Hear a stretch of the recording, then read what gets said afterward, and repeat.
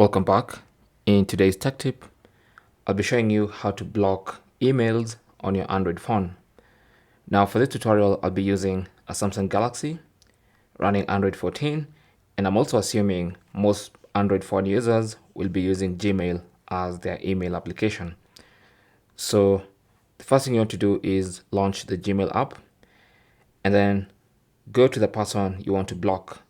They probably sent you an email, so you can go to that email, open it, and then tap on the three dots in the upper right side. Now some people confuse these three dots on the email itself and the three dots of the Gmail app. Okay, so make sure you tap on this one and not this one.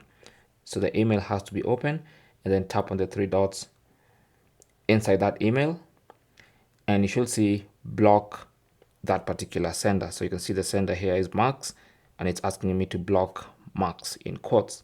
So once I tap on that, that person will no longer be able to send me emails moving forward. And that is how to block emails on your Android phone. Now you can do this for all the emails you want to block. Okay, thanks for watching. Comments and questions down below, and good luck.